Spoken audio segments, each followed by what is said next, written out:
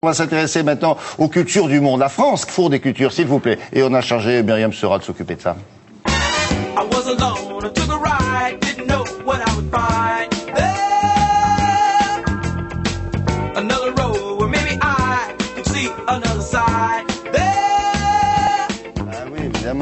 Bonjour mademoiselle Seurat.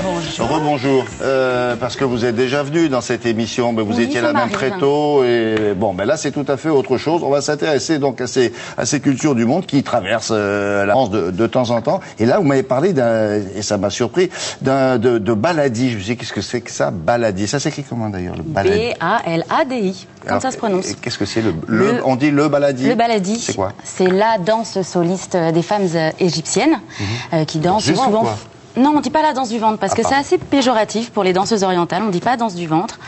C'est même assez vulgaire. On dira plutôt le baladi ou la danse orientale. Ça on va la refaire. Non, mais si, je mérite. La danse du ventre, mais la danse du ventre, c'est très vulgaire.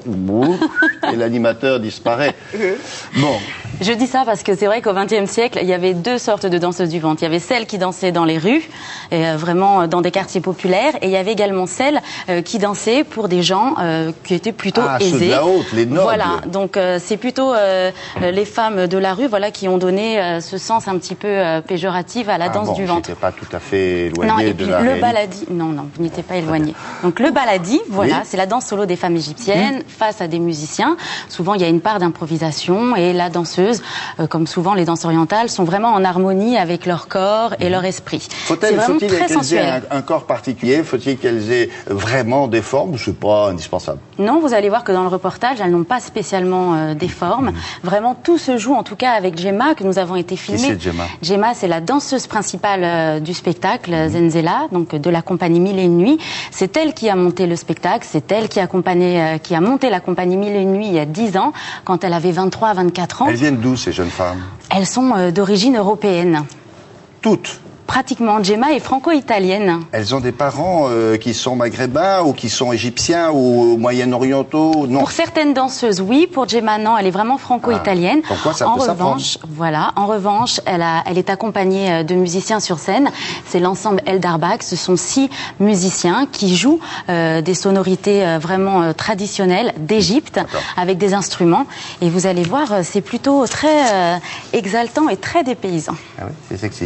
Alors, en plus, ça tombe bien parce que c'est très tendance depuis quoi, un peu 10 ans, 5 ans. Depuis les années 90, en fait, ça a pris beaucoup d'essor. Dans les grandes villes, il y a des cours maintenant. Il y a des cours, effectivement. Et Gemma est elle-même professeure de danse. Elle est sur scène en ce moment-là? Elle est sur scène samedi soir. Donc, la compagnie Mille et une Nuits sera sur scène samedi soir à la Cigale à partir de 20h30. Si vous passez par là, évidemment, si vous habitez Voilà, avant de s'envoler à nouveau sur les scènes internationales parce que c'était une compagnie qui voyage énormément. Donc, on a eu beaucoup de mal à les choper. Elle est franco-italienne, elle chante en arabe. Elle est franco-italienne, elle danse. Elle a également une autre franco-italienne sur scène qui a appris à chanter l'arabe et à jouer le violon. Mais elle s'est formée en Égypte, voilà.